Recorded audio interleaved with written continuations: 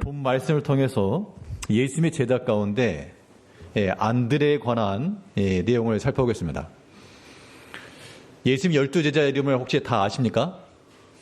일단 베드로 알고, 베드로 존재도 있으니까. 그 다음에 오늘 안드레 알고, 베드로, 안드레, 빌리, 또 야고, 뭐 끝이에요? 4명인가? 아, 그래. 네. 아마 그러면 다음 주에는 그 12제자 송 한번 또 같이 한번 불러보겠습니다. 제가 12제자를 다 살피지 않았지만, 개인적인 안드레에 관한 이야기를 묵상하면서, 내가 참 닮고 싶은 그러한, 리더, 내가 참 닮고 싶은 그러한, 사람이라고 하는 것을 좀 깨달았습니다. 먼저 이 안드레에 관한 이름의 뜻은 남자답다, 용감하다라고 하는 뜻인데요. 여기서 남자답다, 용감하다라고 하는 게 무슨 상남자 스타일로 근육질이고 의리 이런 그런 의미에서가 아니고, 뒤에 보면 나오겠지만 참 이 안드레가 어떤 여러 가지 면에서 참 이게 리더십을 보여준 그런 모습을 보여줍니다. 또 안드레는 요나의 아들, 요한의 아들, 베드로의 형제이기 때문에 부모가 같죠. 그리고 베드로의 형제였고, 베드로와 같이 어부였고, 그의 출신도 그렇게 사람들이 흠모할 만한 곳이 아니라 좀 천대받는 그런 곳이었지만, 예수님께서 그런 곳에 있던 안드레를 택하셨다. 이 안드레의 특징에 관해서 우리가 오늘 좀 살펴보려고 그러는데요. 오늘 그 프린트 보시면 안드레의 특징 중에서 첫 번째, 안드레는 어떤 믿음을 가졌다? 결단성 있는 믿음을 가졌다. 결단성 있는 믿음을 가졌다. 결단성 있다라고 하는 이 말이 과단성 있다는 얘기인데, 이게 이제 남자답다라는 의미와 같은 겁니다. 그럼 여자 무시합니까? 요즘은 그렇게 여자 무시하는 게 아니죠.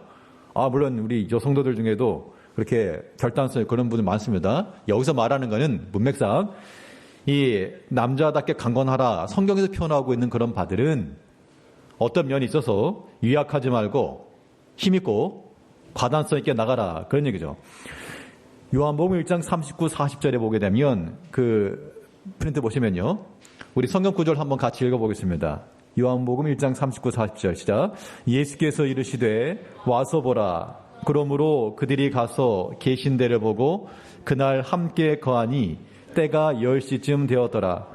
요한의 말을 듣고 예수를 따르는 두 사람 중에 하나는 시몬 베드로의 형제 안드레라. 그러니까 여기서 지금 뭘 보여주는 건가 하면, 지난 시간에도 얼핏 얘기 드렸지만 안드레가 원래 누구의 제자였다는 겁니까? 세례 요한의 제자였다는 얘기죠. 그러니까 그 당시 영적 흑암기에 있던 그 유대 땅, 혜성처럼 나타나 세례를 베풀던 선지자 세례 요한을 따라갔다는 것 자체만으로도 이 안드레는 분명 이 영적인 사람인 게 분명합니다. 진리에 대한 목마름이 있었고, 하나님 나라에 대한 갈급함이 있었고, 그런데 그 세례 요한이 하는 말이 예수를 소개하면서 예수님 어디 계십니까? 선생님 어디 계십니까? 그랬더니 예수께서 와서 보라. 가서 보고 뭘 한 겁니까? 결단 내린 거죠. 이분이구나. 사람의 정이 끌려가지고 세례 요한한테 미안한데 어떡하지? 그런 의미가 아니라 세례 요한이 이미 예수 그리스도를 가리켜서 저가 하나님의 어린 양이라 말씀해줬고, 또 안드레도 가서 직접 보니까 그의 거하시는 곳에서 그의 행적, 그의 말씀 듣다 보니 이가 참으로 메시아구나 라고 하는 것을 깨닫고 그 자리에서 그를 따르는 자가 되었다.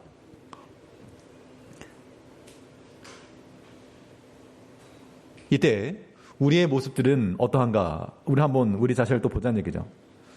우리는 하나님의 말씀에 대해서 우리는 명확한 지식을 다 가지고 있습니다. 넘치는 지식을 자랑할 정도죠. 근데 어떤 중요한 순간마다, 말 그대로 결단이 있어야 될 그 순간마다 우리는 나약한 자들이 되고 마는 겁니다.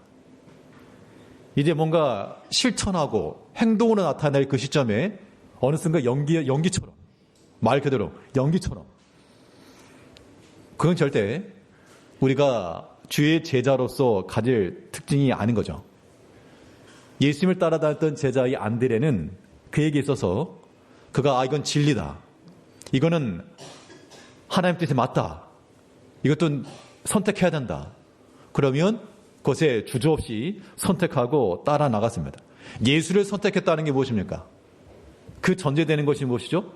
예수를 따랐더라. 그 전제되는 말은 무엇을 버리고? 자기 그물을 버리고. 그러니까 우리가 이런 면에서요, 자기 것을 버리지 못하기 때문에 그리스도 예수를 향한 선택이 불가하다는 겁니다. 다 자기 것을 선택하는, 다 자기 거. 다 자기 거 하느라고 우리가 그리스도 예수를 하지 못하는 거죠. 이게 이제 말세의 징조라고도 했습니다. 말세가 되게 되면 사람들이 다 자기를 구하고 그리스도 예수를 구하지 않는다. 그러면 그 질문이, 그럼 주의 교훈이 과연 나에게는 어떠한가? 나는 과연 그리스도를 위하는가? 아니면 여전히 나를 위하는가? 우리가 때로 우리 하나님의 말씀 안에서요, 그 말씀에 듣고 하나님께서 우리에게 순종을 요구하실 때는 결단하고 과단성 있게, 이것이 비록 내게 버리고 포기해야 될 것이 있을지라도, 이 두 개를 같이 갈 수 없잖아요. 그물을 두고 예수님 따라갈 수 없으니까 그물을 버려두고 예수를 따라갔다.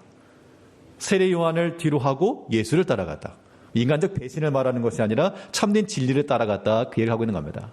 우리 모든 성도님들이 참으로 하나님의 말씀을 선택하고 진리를 추종하며 그 어떤 것보다도, 세상의 다른 것보다도 그 진리를 우선해 나갈 수 있는 그런 과단성과 결단성이 있었으면 하는 마음입니다. 근데 여기서 한 가지 우리가 생각할 게 무엇이냐면요, 이 결단성 있는 믿음이라고 하는 것은 여기에는 감추어져 있는 또 하나의 속성이 있는데, 자, 무엇인가를 결단해서 해야 되겠다라고 하는 그런 마음이 들었다는 얘기는 그 전까지 뭐 했다는 겁니까? 자, 다시요. 이제 뭐 슬픈 일이긴 하지만 이스라엘과 하마스 사이에 전쟁이 일어나서 정말 많은 사람이 피해를 받고 있습니다. 우리는 그런 것들을 보면서도 나와 무관하다라고 하는 것이 아니고, 또 우리가 그들을 또 불쌍히 여기는 마음을 가지기도 하고, 이게 우리나라에서 일어난다 그러면 이건 뭐 남일이 아니죠. 어떤 작전을 수행하는 사람이 아무 때나 막 하는 게 아니라 결정하다가 이제 이러한 작전을 수립하고 실행에 옮겨야 되겠다라고 해서 작전을 지시하고 실행하는 그 순간까지는 그때 모든 병사들이 집결했다고 해가지고 덜고 갚으라 할 수 없잖아요. 그러면 최대한 그 명령이 떨어지기까지는 결정은 되는 그 순간까지는 뭘 해야 된다? 뭘 하셔야 된다? 잘 기다리셔야 된다. 이 말이죠. 그러니까 우리 어떤 것에 대한 이 과단성, 결단성 있는 믿음이라고 하는 것은 참 과단성 있는 인내와 기다림도 필요한 거예요. 성경상을 보게 되면 하나님의 구원의 역사라고 하는 것은 결국 하나님 앞에서 얼마나 기다렸는가, 이 묵힘의 정도가 구원의 역사였습니다. 근데 이 기다림의 정도를, 과단성 있게 기다리지 못한 사람들은 다 인본주의에 빠지고 말았어요. 믿음의 조상이라 알려진 아브라함마저도 하나님께서 내 몸에서 날짜, 약속의 씨를 약속했지만 사실 그게 절대 쉬운 건 아니죠. 이미 나이도 많고 아내는 이미 생리적 기능도 다 떨어졌고 아이를 생산할 방법이 없는 거죠. 그런 것에서 차선책으로 종을 통해서 아이를 낳긴 했는데, 그런데 하나님께서 그것을 잘했다라고 말하지 않고 그 기다리지 못한 것이 사실 역사적으로 오늘날까지 이어져 내려오고 있어 저렇게 싸우고 있는 겁니다. 반면에 그 두려움의 때를 믿음으로 인내하고 잘 기다렸던 사람들은 다 구원받았습니다. 광야 백성들이 출애굽했을 때, 그 홍해 앞에 섰을 때 앞에는 바다요, 뒤는 쫓아오는 군인들이 있을 때 이거 정말 막다른 골목이 일어났습니다. 우리의 매장지가 없어서 우리를 여기로 인도했느냐. 그때 모세의 말은 하나님이 구원하심을 봐라. 그러면 조금 전에, 아주 홍해 다 오기 전에 조금 미리 좀 빼주지 굳이 거기까지 갔어야 되는가. 그럼 그 여러 성도님들이 만일 그런 입장이라 그런다면 어떤 마음이시겠어요? 물론 이 감정이입이 잘 안 될 수 있는데, 남의 얘기처럼. 근데 실질적으로 만약 그런 현상이 있다고 치시고 뒤에서 막 쫓아오고 있고 앞에는 이미 막혀 있고요.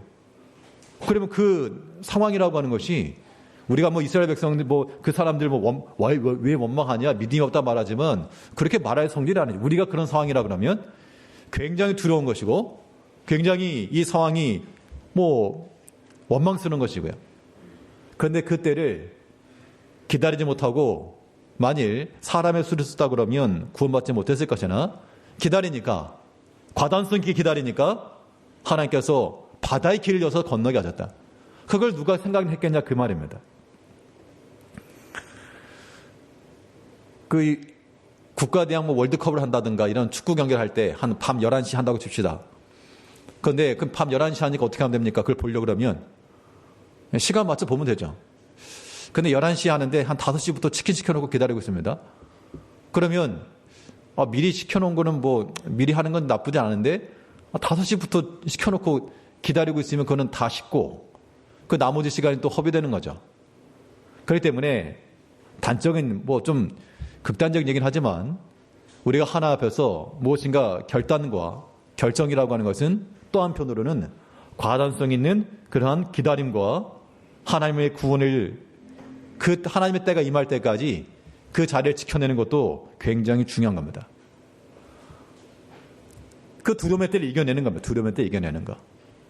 안드레가 그의 이름답게 남자답다 혹은 용감하다라고 말한 것은 그 결정에 있어서 말 그대로 선택하고 나간 것도 대단한 것이고, 또 우리는 여기서 살펴볼 수 있는 것이 이런 과감한 결단이라고 하는 것은 그에 걸맞는 또한 과감한 기다림과 또 하나님을 믿는 그 신뢰가 또한 뒷받침이 돼야 된다.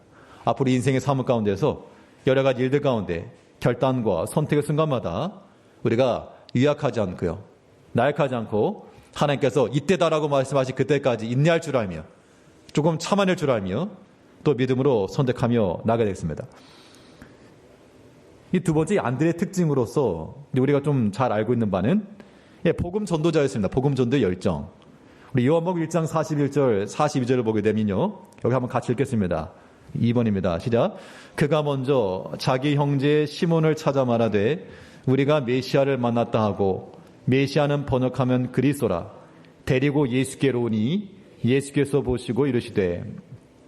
여기서 중요한 거는 데리고 예수께로 왔다.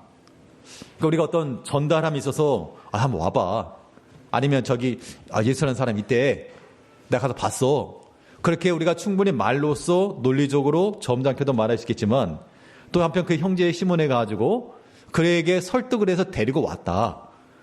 사실 여기서 안드레가 했던 일이 무엇인가 하면 그 예수님께 데리고 온 게 답니다.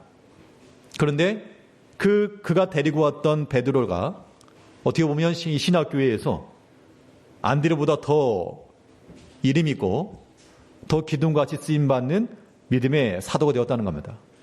그런 측면에서 우리가 어느 한 사람에 대해서 마음을 품고 함께 기도하고 전도할 수 있다라고, 이 구령의 열정을 나타낼 수 있다라고 하는 것, 이것은 하나님 나라의 큰 확장이 되는 겁니다. 광고 시간에도 말씀드렸습니다만 우리가 금번 추수감사주일 몇 주 안 남았죠, 사실.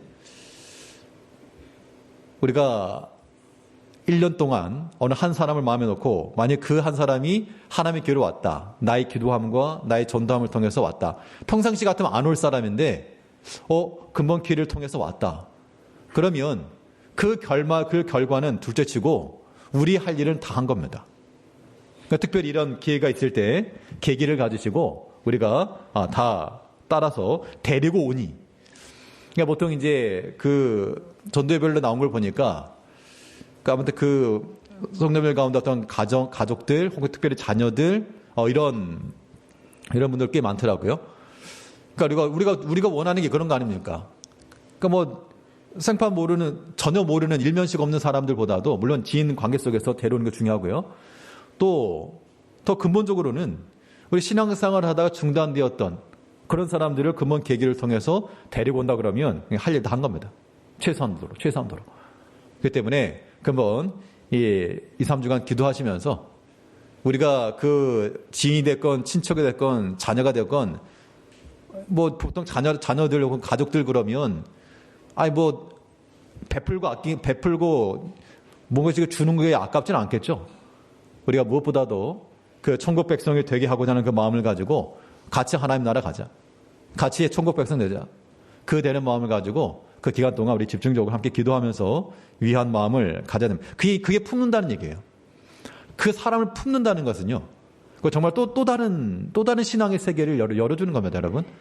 그때 우리가 반드시 이 마음속에 한 사람씩을 품고 기도하는 이 암탉 기도 같은 그런 모습들을 좀 보여줘야 되겠습니다. 뭐 동기부여 차원에서 말씀드리면 나올 만한 분, 그러니까 이제 어떤 기도해 주면서 그런 거 말고 실제로 좀 데리고 나올 수 있을 만한 분을 추려봤더니 약 30여 명. 그래서 오시는 분들은 그래도 우리 초청한 거니까 뭔가 좀 답례할 수 있는 그런 기념품 같은 거를 준비를 장로님과 권사님들이 가서 예약을 해놓았습니다. 뭔지는 아직 공개가 안 됐죠. 그냥 좋은 거라 일단 생각하시고 선물 받으러 와라. 한번 선물 받고 그냥 가. 그러면 안 되고 일단 와서 믿음 생활 한번 해보자. 처음에 어색하겠지만 그래도 우리가 믿는 믿음이 도가 있다. 이렇게 초청을 하시고 또 데려오신 분도 조그만 거 하나씩 준비해놨다 그러니까 데려오신 분 하나씩 드리려니까 아무튼 금번 기회에 동기부여를 받으시고 데려들 오시면 좋을 것 같습니다. 근데 그냥 다른 의미에서가 아니라 안드레의 모습이 그런 거예요. 주의 제자가 그런 겁니다.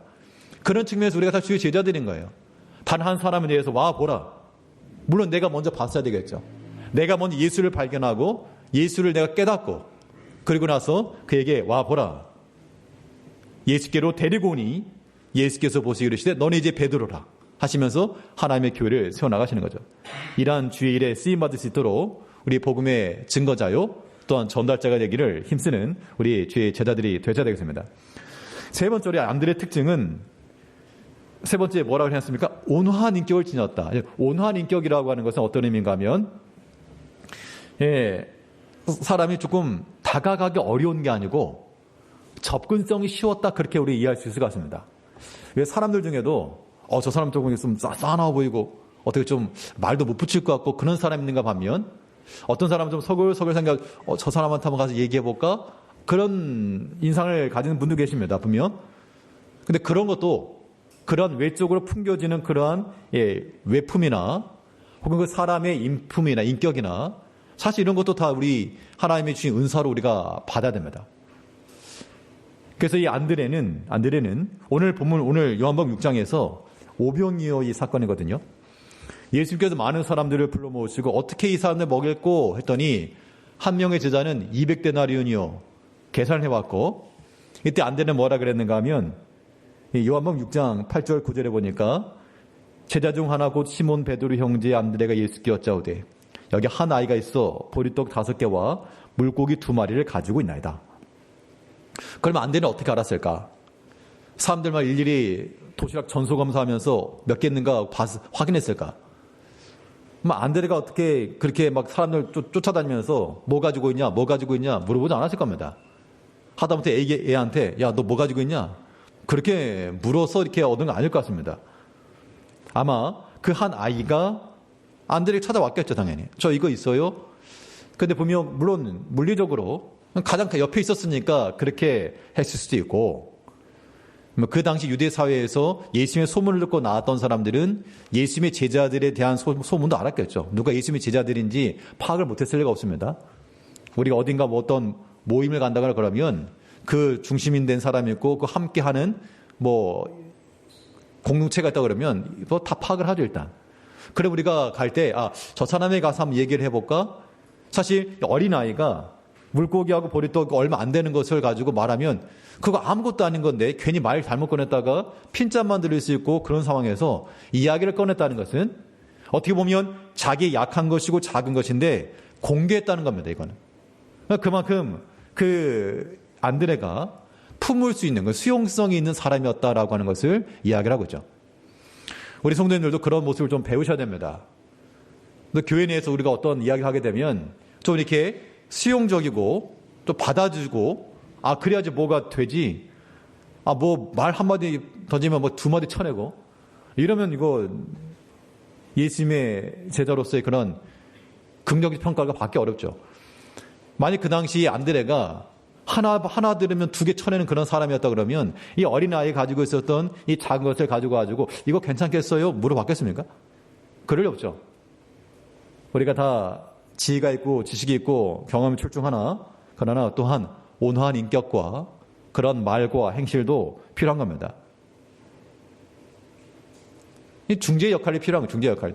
어린아이가 가져온 것을 예수님이 가져가서 이것을 연결시켜주는 그건 중간재 역할이라고 하는 것들이 필요하죠. 그러니까 교회 내에서 여러 다양한 사람들이 있을 때 극단에 치우치는 사람이 있게 되게 되면 이건 그냥 분쟁의 역사, 분쟁의 연속입니다. 여기에 중간에 위치해 서서 또 화해가 되고 입장 이해시켜주고 그런 면면들이 우리 가운데 있어야 됩니다. 오늘 본문에 나오는 이 안드레는 어린 아이도 다가와서 말을 걸 만큼의 그런 친근함을 보였다. 자, 이제 우리가 나는 생겨먹은 게 그래요. 뭐 그런 타고난 성격이나 그런 것도 분명히 없지 않아 있겠지만 또 우리가 한편으로 그런 면에 있어서 우리의 마음을 좀 넓히시고요. 내가 누군가에게 조금 수용적이 되길 원한다 그러면 우리도 받아줘야죠. 하나 받고 하나 주고 이렇게 하는 것이니 절대 이 테니스 공처럼 벽에다 쳐내는 것처럼 튕겨내지 마시고 우리 온화한 마음과 온화한 미소와 온화한 그런 인격을 가지고 우리 주변에 있는 모든 사람들에게 또 이러니까 시몬 베드로도 따라왔겠죠. 와 보라 그러니까 평상시에 만일 퉁퉁 쳐냈다 그러면 니나 가라 혹은 너가 오라 그러면 절대 안 간다. 그랬을지 모르는데 지금 이 안드레의 평소의 인품과 그런 인격을 알기 때문에 이 베드로도 따라갔다라고 보여지거든요. 그 때문에 이 안드레에게 있어서 보여지는 이러한 수용적인 이러한 접근성이 용이했던 좋은 인품, 성품 이런 것들도 우리가 본받아야 하겠습니다.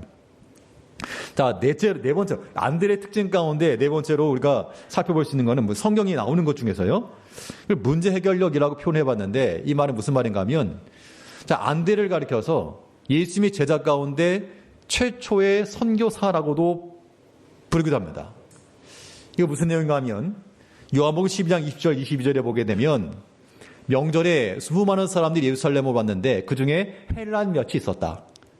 헬란이라고 하는 이방인이죠. 그리스 사람들. 근데 그 사람들이 우리 예수님 좀 보려고 그러는데요. 아직 이방 선교를 시작하지 않은 그 시점에 이방인들이 먼저 예수님길을 보려고 했던 그때에 빌립이 먼저 빌립에게 그렇게 얘기했습니다.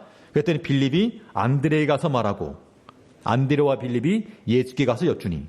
자, 저는 여기서 빌립이 왜 예수님께 직접 가지 않고 안드레를 한번 거쳤을까? 이런 생각을 해봤는데 아마 이 안드레가 여러 가지 면이 있어 참 지혜롭게 혹은 이 상황 판단을 좀 잘하고 이런 것들을 좀 잘했던 것 같습니다. 좋은 리더십이죠. 그러니까 어떤 그냥 빌립 단독을 행하지 않고 한번 물어보고 한번 조언을 얻을 수 있는 그러한 사람이었다라고 하는 겁니다. 그러니까 이런 걸 생각해 볼 때 참 이 안드레가 우리가 참 배울 게 많다라는 생각이 들었는데요. 물론 우리가 지혜가 없으면 어쩔 수 없지만 우리 하나님의 교회 일을 할 때도 마찬가지입니다. 어떤 일에 대해서 우리가 함께 묻기도 하고 또 함께 이야기도 나눠주기도 하고 그렇게 해서 서로 더 좋은 방향으로 나아갈 수 있도록 합치를 이뤄내야 됩니다. 어느 한 사람의 개인으로 할 수가 없고요. 같이 하는 거죠. 같이 하는 거. 물론 어떤 먼저 앞장서서 나가는 사람이 필요하고 옆에서 거들어주는 사람이 필요하고요. 전부 합쳐가지고 한 마음을 해 나가되 우리 스스로가 모든 일에 지혜롭게. 만약에 안드레가요. 빌립이 먼저 그런 얘기 했을 때 야 무슨 이방인이 와 안 돼 욕먹어 하고 그냥 밀쳐냈다 그러면 아마 이 사건은 기록되지 않았을 겁니다. 근데 분명 그 당시 전에 경험하지 못했던 일이었지만 이 이방인들이 온 것에 대해서 예수님께로 한번 가보자 라고 하는 그런 판단과 결정을 내린 후 예수님께 데려갔다. 이방 선교라고 하는 것이 이미 제자들에게 그 인식이 텄다 그런 얘기죠. 그런 측면에서 지혜롭게 문제를 잘 해결해 나가는 그런 제자들이 되어야 되겠고요. 마지막 5번이 또 우리 성도님들에게 한번 권유해 드리고 싶은 내용인데 이 안드레의 리더십에서는 참 소리 없는 충성이라 조용히 어떤 일에 대해서 참 자기 역할을 잘 감당했다라고 보여집니다. 지금 성경 구절 두 가지를 기록해 놨는데요. 두 가지만 아니라 다른 것도 있지만 예수님 12제자를 좀 그룹으로 나누게 되면 예수님께서 주도적으로 어떤 일을 행하시거나 예수님을 찾아가서 말하던 사람들이 있었고 그 가운데 하나가 네 사람이 있는데요. 마가복음 13장 3절 4절을 보게 되면 여기 한번 같이 한번 읽어보겠습니다. 5번에서 마가복음 13장이에요. 예수께서 감람산에서 성전을 마주 대하여 앉았을 때 베드로와 야고보와 요한과 안드레가 조용히 묻되 우리에게 이르소서 어느 때 이런 일이 있겠사오며 이 모든 일이 이루어지려 할 때 무슨 징조가 있사오리이까. 그러니까 지금 베드로, 안드레, 야고보, 요한은 예수님께 조용히 나가 물었다. 자, 조용히 나가 물었다 했을 때는 이거 그 12명의 제자 공동체 가운데서 약간의 대표성을 띠고 있는 겁니다. 그룹으로 시작하면 A그룹, B그룹 하게 되면 A그룹 좀 되는 거예요. 어떤 대표에게 누군가가 조용히 나가서 뭔가 의견을 물어본다 할 때는 아무나 가지 않고 그래도 어떤 연관성 있는 사람이 나가겠죠. 이때 베드로와 안드레와 야고보와 요한이 그렇게 A그룹에 있어가지고 예수님에 나가서 여러 가지 묻기도 하고 시기와 징조를 묻기도 하고. 그런데 밑에 마가복음 5장 36, 37절 내용을 보게 되면요. 여기서 안드레가 쏙 빠져 있습니다. 여기도 한번 같이 읽어보겠습니다. 예수께서 그 하는 말을 곁에서 들으시고 회당장에게 이르시되 두려워하지 말고 믿기만 하라 하시고 베드로와 야고보와 야고보의 형제 요한 외에 아무도 따라옴을 허락하지 아니하시고. 지금 마가복음 5장에서는 베드로, 야고보, 요한 세 사람만 따라오라고 하고 남은 허락지 않았다. 오지 말란 얘기죠. 다른 제자들은 모르겠지만 안드레는 좀 서운하지 않았을까? 이런 생각을 좀 해봤습니다. 똑같이 같이 예수님께 나와가지고 A그룹으로서 말세에 어떤 일이 있겠습니까? 이렇게 다 했는데 그중에 자기만 쏙 빠졌네? 자, 내가 만약 그 위치에 있다고 한번 가정을 해보시면 어떤 마음이 드시겠어요? 솔직히 서운하실걸요? 아마 삐지실지도 모릅니다. 나를 쏙 빼? 그런 마음이 들 수 있는데, 그런데 안드레가 그런 걸 가지고 성경에 기록되지 않았기 때문에 모릅니다만 그런 것을 표현하지 않은 게 분명하고요. 또 안드레를 표현할 때 항상 베드로의 형제 이렇게 간접적으로 소개한 걸 보게 되면 안드레는 그런 것에 대해서 개의치가 않았다. 어떻게 보면 참으로 우리가 그 남자다운 혹은 용감한 이상적 측면에서 그런 것에 좀 가까운 모습이 아닌가라고 하는 말이 들었고, 참 안드레가 이런 면에 있어서 대범하였고 마음이 좀 넓었던 사람이구나 라고 하는 생각을 좀 들었습니다. 그러니까 도중에 뭐 하지 마시고 삐지지 마시고 뭐도 빠졌다고 삐지지 마시고 4명이 있었는데 1명 쏙 빠졌다고 삐지지 마시고 그냥 소리 없는 마음을 가지고 충성하시라고요. 그런 마음을 갖는 것이 주의 제자라고 하는 겁니다. 이 안드레의 내용을 통해서 이런 묵상하시면서요, 우리 이러한 마음을 갖고 참으로 때로는 과단성 있게 행동하며 때로는 두려움이 있을지라도 과단성 있게 좀 기다릴 줄도 알고요. 많은 사람들에게 온화한 인품과 그런 마음을 가지고 나가야 돼요.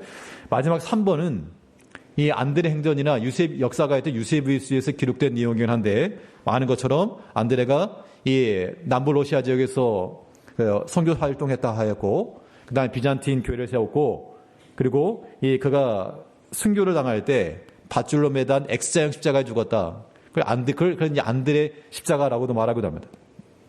근데 제일 마지막에 제가 참 좀 감동됐던 게 이거였습니다. 그 마지막 순교 때 남겼던 말이라고 하는데, 그의 말이 이런 표현이었답니다. 그리스도이신 예수님, 내가 배웠고 내가 사랑하고 당신 안에 있는 나를 받으소서.